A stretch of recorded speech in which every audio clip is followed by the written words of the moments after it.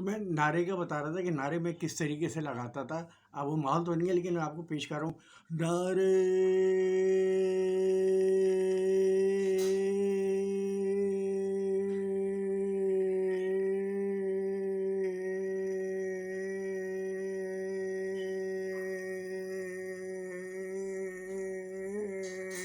الطاف جگے الطاف نعرے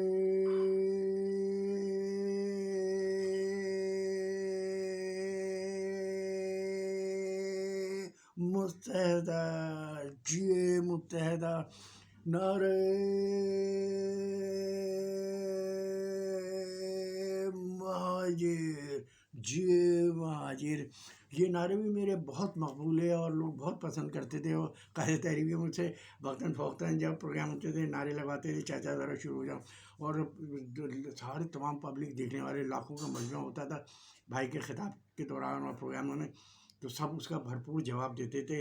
اور ایک نہیں بہت سارے نعرے ہوتے تھے. ہم نہ ہوں ہمارے بعد الطاف الطاف، اور حق کی کھلی کتاب الطاف الطاف، اور بہت سارے نعرے ہوتے تھے ہم لگاتے تھے. اور یہ سلسلہ جو ہے اسی طریقے سے جاری ساری رہا. اور یہ سارے جوش جنون یہی مجھ سے سب کراتا تھا. اور وہاں پہ الحمدللہ یہ اتنی شہرت مقبولیت اسے رہی. اس کے بعد پھر یہ ہوا کہ کچھ حالات جو آپ کے علم میں بھی ہوگا کہ جو ہوئے، اور پھر 22 اگست آئی اور پھر وہ معاملات قائد تحریک پر آواز تحریر کی وہ پابندی لگ گئی. اور پھر جو قائد تحریک سے منسلک ساتھی تھے ان کے خلاف بھی وہ مختلف قسم کے الزامات لگاتے رہے، ان پہ مقدمات بنتے رہے. بہرحال وہ ایک الگ چیز تھی. بہرحال وہ پھر تحریکی وہ سلسلہ رک گیا. اور میں پھر گھر بیٹھ گیا اپنے قائد کے آواز کے انتظار میں. اور یہ میں کہتے ہوئے مجھے کوئی جھجک میں اور ڈر خوف نہیں ہے کہ میں ابھی بھی اپنے قائد کا ہی چاہنے والا ہوں، ان کا وفادار ہوں.